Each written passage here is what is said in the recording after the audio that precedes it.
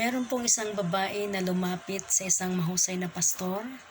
Pagkatapos po na siya ay magsalita sa harapan ng maraming tao. Ito po ang kanyang katanungan sa pastor na ito. Yung bang mga maliliit na mga bagay sa buhay ng isang tao ay kailangan pang idulog, idalangin sa Diyos, o yung mga malalaking mga bagay lang? Ito po ang sagot ng pastor sa kanya. Umisip ka ng pinakamalaking bagay sa buhay mo na hihigit sa kalakihan at kadakilaan ng Diyos. You can never go higher than to be filled with the fullness of God. Ang Diyos natin ay makapangyarihan. Ang Diyos natin ay makagagawa ng higit sa maaari nating hilingin at isipin sa pamamagitan ng kanyang kapangyarihan, sa pamamagitan ng kanyang kaluwalhatian, sa pamamagitan ng kanyang kadakilaan. Ito po ang kanyang sabi sa kanyang salita in Ephesians chapter 3 verse 20. Now, unto him that is able to do exceedingly abundantly above all that we ask or think, according to the power that worketh in us. Sa kanya na makagagawa ng higit sa maaari nating hilingin at isipin sa pamamagitan ng kanyang kapangyarihang kumikilos sa atin. Dakila naming Diyos na buhay, sa pangalan po ng aming Panginoong Hesukristo, lumalapit kami, Panginoon, sa trono po ng iyong biyaya. Kinikilala, O Diyos, ang iyong kapangyarihan, that truly, Father, apart from you, we can do nothing. Patawarin mo kami sa lahat po ng aming pagkakasala, sa lahat po ng aming mga nagawa, naisip, nasabi, na hindi po nagbigay kaluguran sa iyong harapan. Linisin mo po kami ng iyong banal at makapangyarihang dugo upang maging marapat kami na tumanggap ng iyong biyaya, ng iyong pagpapala, higit sa lahat ang kapangyarihan ng iyong salita at ang kapuspusan ng iyong kapangyarihan sa aming mga buhay. Pangunahan mo kami, Panginoon, sa aming pong pag-aaral sa gabing ito. Nawa kayo po ang siyang maitaas at maitanghal. Kayo lamang po ang siyang madakila. Kayo lamang po, Diyos, ang patuloy namin na mabibigyan ng pinakamataas na kaluwalhatian sa pangalan po ng aming Panginoong Kristo. Salamat, Panginoon. Bless your word, bless your servant, bless each and every one of us. Sa iyo po ang papuri, sa iyo ang pagsamba. In Jesus' name, amen and amen. Sa gabing ito po ay ating pong pag-aaralan, more than enough. More than enough. Higit pa. Hindi lang siya mas sapat, kundi higit pa sa ating pong mga buhay. Naranasan ba natin na tayo po ay dumaan sa matinding pagsubok at hamon ng buhay? Sa ating pong karanasan na ito, sino po ang naging provider natin? Yung kanya bang provision sa ating pangangailangan na ito ay kanya pong natugunan? Higit po ba doon sa ating pangangailangan? Alam po natin ang kakayahan ng isang tao na mag-provide, tumulong, sumuporta ay mayroong limitasyon. Dito po sa ating pong pag-aaralan sa Ikalawang Hari, Kabanatang 4, in verses 38 to 41, nagkaroon po ng matinding tagutom, a hard-pressed famine sa lugar po nila Propeta Eliseo. Marami po ng mga propeta na kung saan po ay nakatambay po doon sa bahay nila. At ang utos po ni Propeta Eliseo sa kanyang katulong, isa lang ang palayok, ipagluto ang kanyang mga bisita. Alam ng katulong na ito na wala sila sa kanilang tahanan. Ano ang ginawa ng katulong? Siya po ay lumabas sa bukid dahil alam niya sa kanyang sarili kung ito ay ipinag-uutos ng isang propeta, ng isang lingkod ng Diyos, hindi maaaring sa kanyang pagtungo sa isang lugar at pagbalik mula roon ay walang dalang anuman. Nag-provide po ang Diyos ng pagkain. Bagamat hindi niya ito kilala na pagkain, isang baging na parang upo ang bunga, pero hanggat kaya niya dalhin ito, nagdala siya para ito po ay lutuin at ipakain sa kanyang mga bisita. Ngunit ang ito po ay ihain at nang kakainin na po ng mga propeta, ay napasigaw sila. At ang sabi po, lason. Pero nang ito po ay binuhusan ni Propeta Eliseo ng kaunting harina, ito po ay marahil ang instruction ng Diyos sa kanya. Sapagat ang Diyos sa mga propeta, sa mga lingkod niya, ay patuloy po na naririnig ang kanyang tinig. Kaya ginawa din po ni Propeta Eliseo kung ano ang instruction ng Diyos.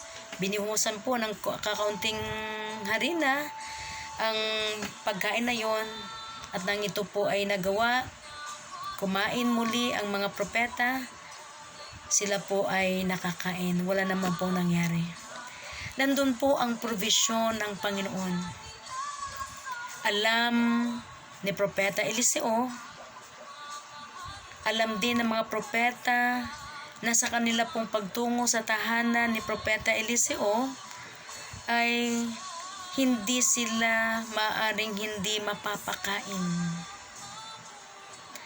Ang Diyos, kapag kasama po natin ang kanyang provision, ay hindi po natin kaya ito na arukin, i-contain sa ating pong mga buhay. Ang hangarin po ng puso ni Propeta Eliseo ay yung kanya pong pagtulong sa kanyang kapwa. Alam niya sa kanyang sarili, walang-wala siya, pero alam din niya na mayroon siyang Diyos. Kaya naman po ito ay na-provide ang pagkain para po sa mga lingkod din naman ng Diyos. Nang ito po ay ginawa ni Propeta Eliseo, meron pong ibinigay sa kanya ang Diyos. Meron siyang ibinigay sa mga propeta, merong nagbigay sa kanya. May nagdala po sa kanya ng bagong aning trigo at may 20 tinapay. Ito po ang utos ngayon ni Propeta Eliseo sa kanyang katulong, ihain mo. Kaya ang sabi naman ng katulong na ito, hindi ito sasapat. Sabi po yan ng 2 Kings chapter 4 and verses 41 hanggang 44. Hindi ito sasapat. Pero dahil po ang sabi ng Diyos, mabubusog sila at ito'y sosobra pa. Sumunod ang katulong, nakakain po ang 100 na mga propeta, nabusog po lahat at ito po ay sumobra pa. Makikita rin po natin doon po sa aklat po ng John chapter 6 and verses 1 to 14. Pag binasa po natin ito, yung pagpapakain po ni Jesus ng 5,000 kalalakihan, hindi kasama po ang mga kababaihan at mga kabataang naroon, mula po sa 5 tinapay at 2 isda. Nang ito po ay itinaas ni Jesus sa magitan ng panalangin, ang 5 tinapay, ang 2 isda na ito, napakain ang 5,000 kalalakihan, hindi kasama ang mga kabataan at mga kababaihan.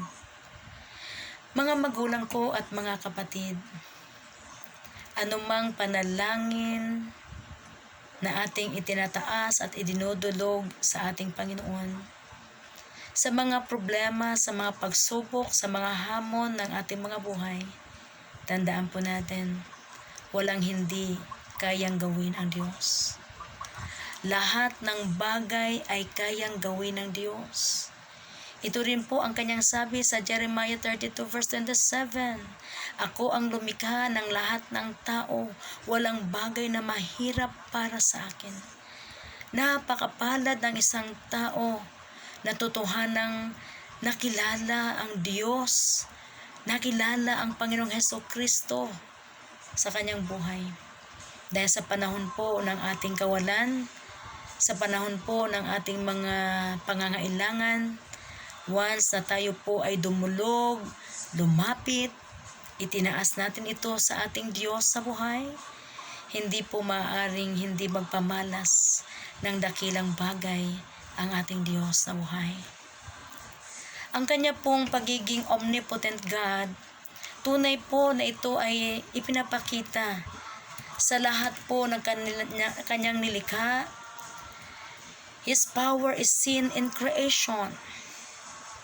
Lahat ng bagay na nakikita natin, ang langit, ang lupa, ang lahat ng bagay sa mundong ito po ay nalalang, nalikha sa pamamagitan ng kanyang kapangyarihan, sa pamamagitan ng kanyang salita.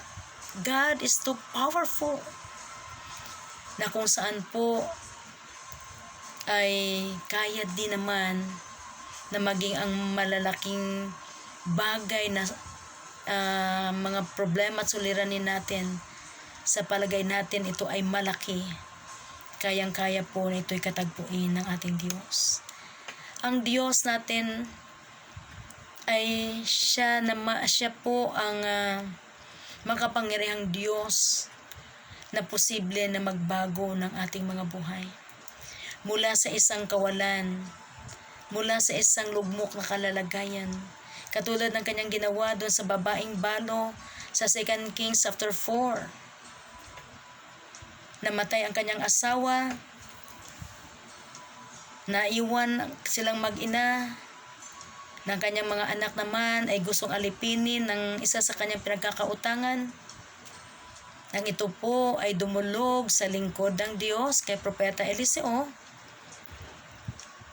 ang tanong agad sa kanya ni Propeta Eliseo, ano ang mayroon ka?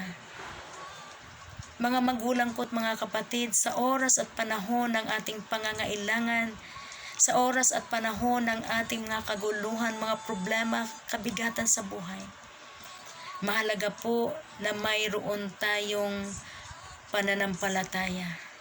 Mahalaga po na mayroon tayong totoong Diyos na naghahari sa ating mga buhay. Ano ang mayroon ka?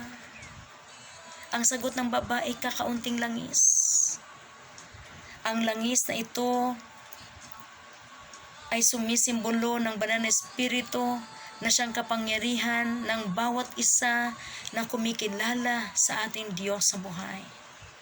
Sa pamamagitan po ng bagay na mayroon siya, ang ito po ay inilapit sa lingkod ng Diyos, nag-release ang Panginoon ng kapangyarihan ng himala. He released the power of miracle. Naghimala ang Diyos sa kanyang buhay.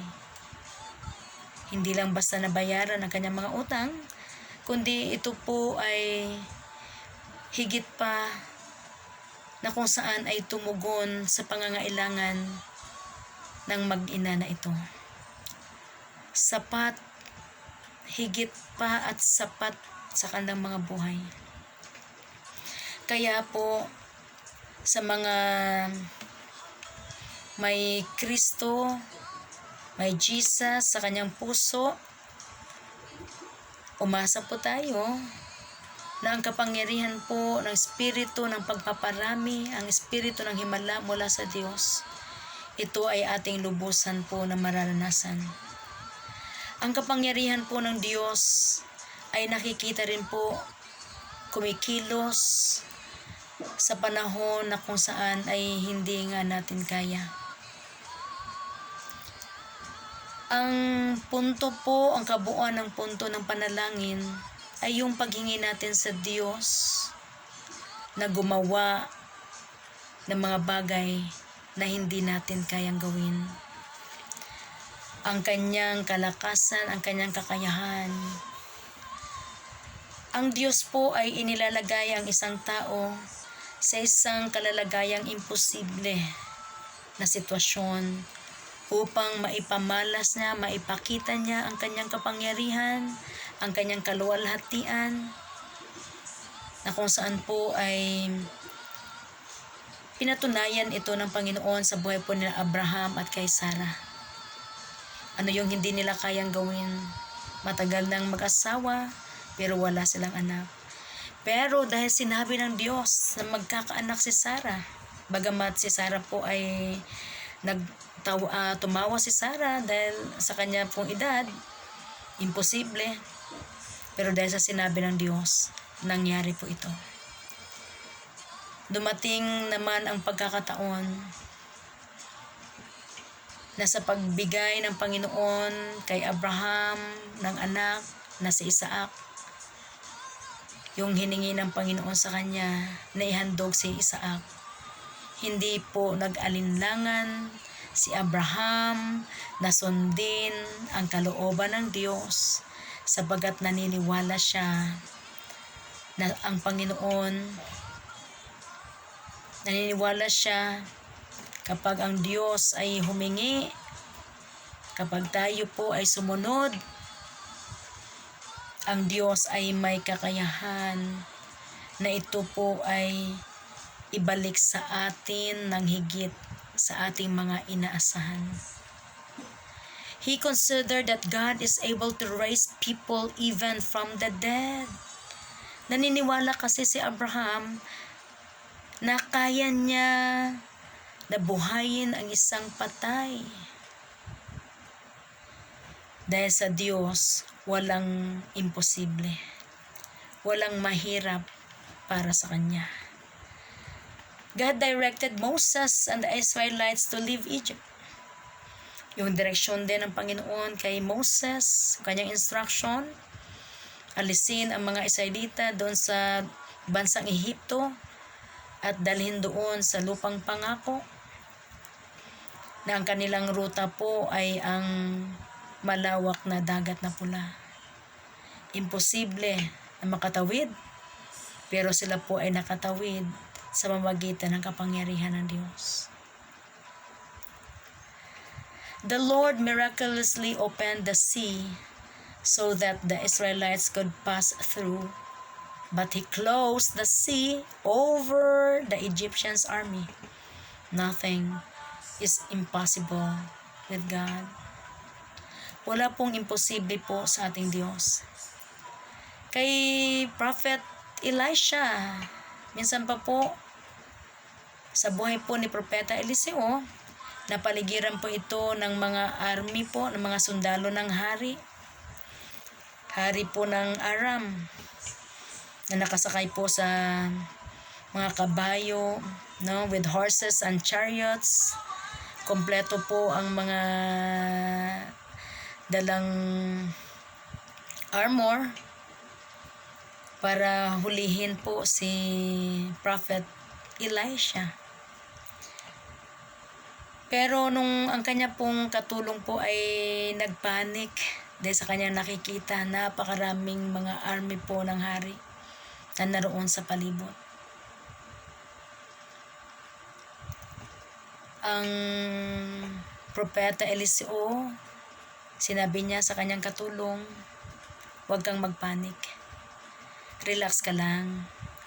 In 2 Kings chapter 6 verse 16, do not fear, for those who are with us are more than those who are with them. Huwag kang matakot, dahil yung nasa atin ay higit pa sa kung ano ang meron sila. Nakita kasi ng katulong nito, napakaraming mga army po ng hari ng Aram ang nasa paligid. Then, sa oras na yon, si Prophet Elisha po ay nanalangin sa Diyos. And 2 Kings chapter 6 verse 17. Kaya sabi niya, O Lord, I pray, open his eyes, that he may see. And the Lord opened the servant's eyes, and he saw, and behold, the mountain was full of horses and chariots of fire all around Elisha. Nothing is impossible with God. Wala pong imposible sa Diyos. Ang naroon sa kanilang paligid, napakaraming mga kabayo, mga chariots with fire. If God is with us, who can be against us? Kaya po sa atin po na naglagak ng tunay na buhay sa ating Panginoon, makikita po natin that really God is more than enough. If we have the Lord, we have everything. Lahat po na ito ay kaya natin na maranasan kapag totohanan na ang Diyos ay nasa atin pong mga buhay. God is willing to do far beyond what we ask or think because He is good. Ang Diyos natin ay mabuti, napakabuti, dakila sa lahat. When we are facing impossible trials, we must be on guard against the same temptation. Kung paanong sinubok, tinukso ng kaaway ni Satanas ang ating unang mga magulang, huwag po nating hayaan na tayo po ay patukso sa kaaway. Nasa gitna po ng ating mga hamon, mga pagsubok ng buhay, ay mawalan tayo ng pag-asa at pagtitiwala sa Diyos. It is easy to begin to doubt that God really cares about us. Lalo na kapag tayo po ay humaharap sa isang matinding hamon ng buhay. Madali po sa atin ang magduda na ang Diyos ay talagang kumakalinga at kumukupkup sa kanyang mga anak. Hangarin at nasain po natin na sa ating pong pakipag-ugnayan at pakipag-isa sa ating Panginoong Kristo ay ma-develop. Ito po ang mahubog sa atin, sa ating mga karakter, sa ating pag-uugali, yung ating lubosang pagtitiwala sa Panginoon. Alam natin wala tayong bagay na anuman sa mundong ibabaw. Nagkaroon lamang po tayo dahil sa ating Panginoon. Kaya kung dumating man ang mga hamon, pagsubok ng buhay, lubosang po tayong magtiwala po sa ating Diyos. Never doubt God. Never stop believing God. Ang ating Diyos ay Diyos ng mga posible. Siya ay makapangyarihan sa lahat. Kaya po, ipinapalala po sa atin ni Apostle Paul. Apostle Paul in Romans chapter 8:31-32, what then shall we say to these things? If God is with us, who can be against us? He who did not spare His own Son, but delivered Him over for us all, how will He not also with Him freely give us all things? Kung ang Diyos ay panig sa atin, sino pa ang laban sa atin? Kung nagawa ng Diyos sa ibigay ang kanyang bugtong na anak, hindi ba niya magawang ibigay ang lahat ng bagay kasama ng kanyang anak? Maniwala po tayo sa kapangyarihan po ng salita ng Diyos. Hindi po ipagkakait ng Panginoon ang anumang kahilingan ng iyong mga pangangailangan, yung kahilingan sa iyong panalangin sa Diyos. Kung ito ay tao sa iyong puso na hiningi mo sa Panginoon, kung ikaw ay nasa kagutuman ng iyong buhay, wala kang makain, and you ask provision from God na mga pagkain, then God will provide. Gagamit po ang tao, mga tao, upang tayo po ay abutin at pagpalain sa ating mga buhay. Hindi maaring personal po na tayo ay makita natin ang Diyos sa kanyang pagtulong at pag-abot sa ating pangangailangan. Gagamit siya ng mga tao upang maging pagpapala sa ating mga buhay. Kung tayo po ay nasa kawalan at kaguluhan din po ng ating mga buhay, hayaan mo lamang na ito po ay maging bukas sa ating mga puso na sabihin natin sa Panginoon ang lahat ng ating mga pangailangan. He will now do the relatively smaller things according to His good and perfect will. Ang kalooban po ng Diyos ay huwag po tayong magkulang. We should ask for that which would further God's glory through Christ and His church. Ang kanyang kaluwalhatian po, ang kanyang karangalan, ang kanyang kapangyarihan, ito po ay na-display, na ipapakita po sa kanyang iglesia, sa mga mananampalataya niya, as we all live in harmony and obedience. Habang tayo po ay patuloy na namumuhay na mayroong pagkakaisa at pagsunod, nandun din po sa ating paghingi sa ating Panginoon na siya'y kumilos sa pamamagitan po ng ating mga buhay ayon sa kanyang layunin at kaluwalhatian. Kaya ang sabi po ng Panginoon, meron po tayong mga kaparaanan po paano natin may apply ang mga kahanga-hanga po ng mga salita ng Diyos upang makita natin at mapatunayan natin that God is really more than enough. Number 1 po, do not be guilty of not having because you haven't asked. Huwag ka namang mag-guilty sa buhay mo ng pagkakaroon mo ng mga bagay na mayroon ka dahil hindi ka naman humingi. Yan ay ibigay sa atin ng Diyos. Ang sabi ng Panginoon in Psalm 81 verse 10, ako si Yahweh, ako ang Diyos mo, ako ang tumubo sa iyo sa Ehipto, pagkaing gustuhin, ibibigay ko sa iyo. I, the Lord, am your God, who brought you up from the land of Egypt. Open your mouth wide, and I will fill it. So open wide, ask. Ito ang gusto ng Panginoon sa atin, humingi. Kaya kung tayo po ay nagkakaroon ng mga bagay, resulta po ng ating paghingi sa Diyos, huwag po tayong mag-guilty sapagkat yan ang nais ng Panginoon na patunayan sa ating lahat that if we ask, God can display and manifest His power upang makita natin ang himala ng kanyang kapangyarihan sa ating mga buhay. Pangalawa po, do not be guilty of not having because you doubt God's ability or His willingness to give. Do not be guilty of not having. Huwag ka namang mag-guilty kung wala ka niyan.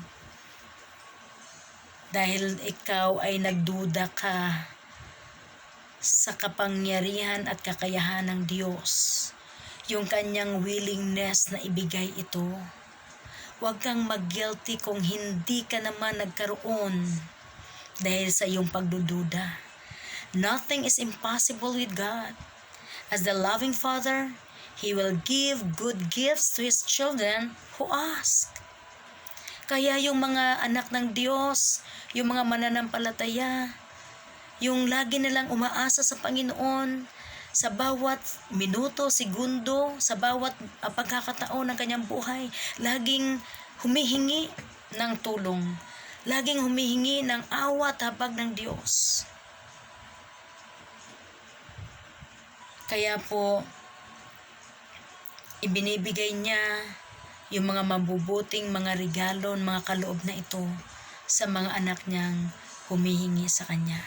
We can't always understand His purposes, but we never should doubt His ability or His goodness toward us. hindi natin palagi naunawaan yung purpose, yung layunin ng Panginoon sa buhay po natin. Pero wag naman po nating napagdudahan yung kanyang kapangyarihan, kakayahan na ipakita niya ang kanyang magagawa sa pamagitan po ng ating mga buhay. Ang sabi po ng Matthew 7 verse 11, kung kayong masasama ay marunong magbigay ng mabubuting bagay sa inyong mga anak, gaano pa kaya ang inyong Ama na nasa langit? Bibigyan niya ng mabuting bagay ang sinumang humihingi sa Kanya. Kaya po, maging sa panahon natin ngayon, during our ECQ, during our lockdown moment ng ating buhay na ito, huwag tayong magduda na sa ating mga hinihingi sa Panginoon, ito'y gagawin ng Diyos. Grabe ang provision ng Panginoon sa mga nagtitiwala sa Kanya. Yung mga taong umaasa sa Panginoon, hindi sa lakas ng tao, ay hindi nga kayang i-contain, hindi kayang bilangin, hindi kayang sukatin, hindi kayang arukin ang mga bagay na gagawin ng Panginoon sa kanyang buhay. Number 3 po, don't be guilty of praying small prayers. Huwag kang mag-guilty kapag ikaw ay nananalangin po ng mga maliliit na mga bagay. Sa atin pong mga buhay, kailangan po, kung naniniwala kang ating Diyos ay dakil at makapangyarihan sa lahat, manalangin ka ng mga malalaking mga bagay sa buhay mo.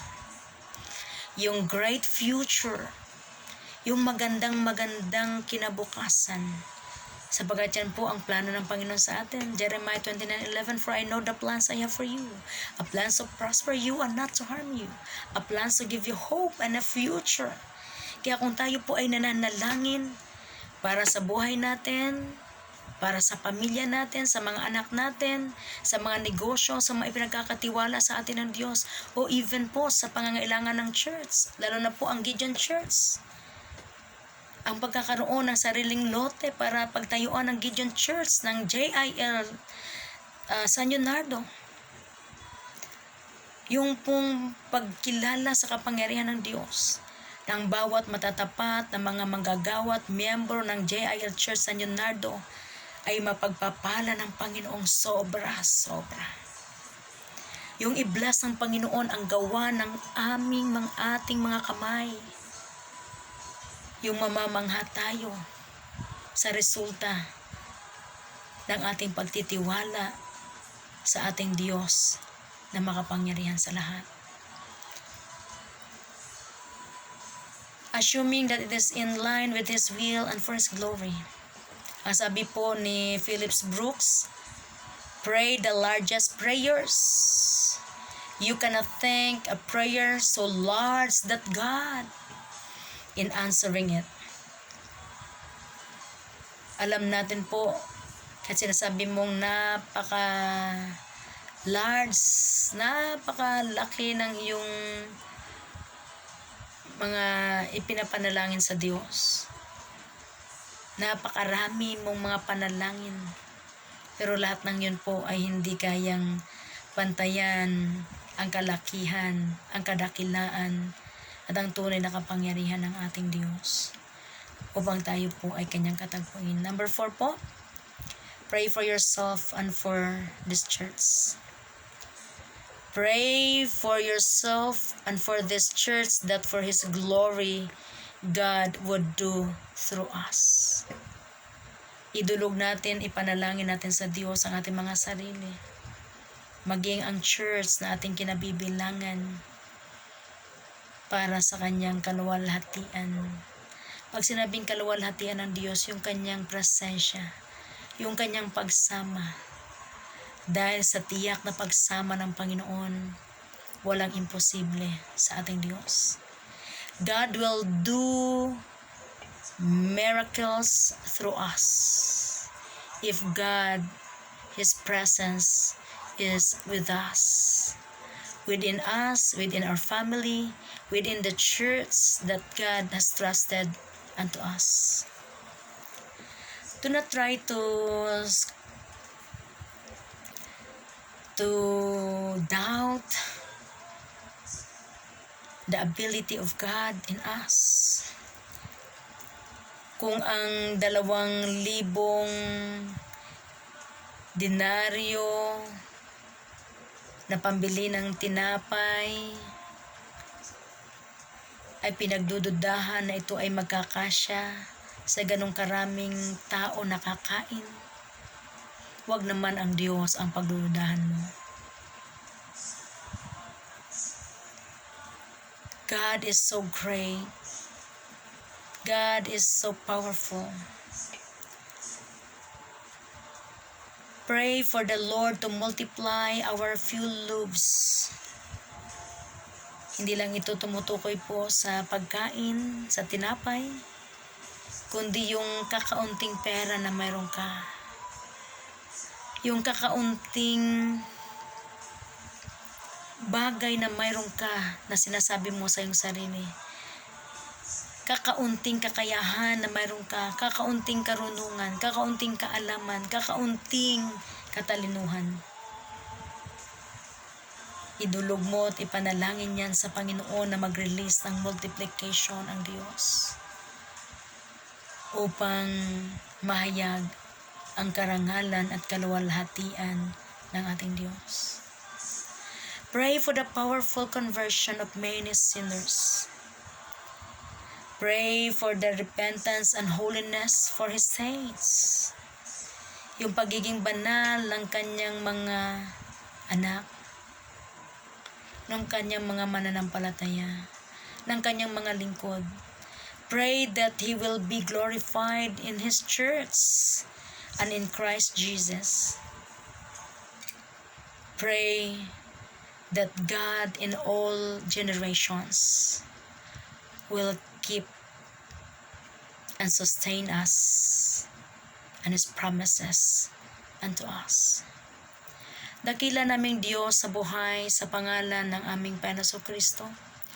Maraming salamat po sa iyong walang katulad na kabutihan, sa iyong katapatan, sa iyong kadakilaan, sa iyong ability, Lord, sa iyong power, sa iyong glory, na patuloy po na magpapamalas ng mga dakilang bagay, mga himala, Panginoon, sa mamagitan po ng aming mga buhay na ito at sa aming mga pamilya, maging sa church na pinagkakatiwala mo, Panginoon, sa iyong mga anak.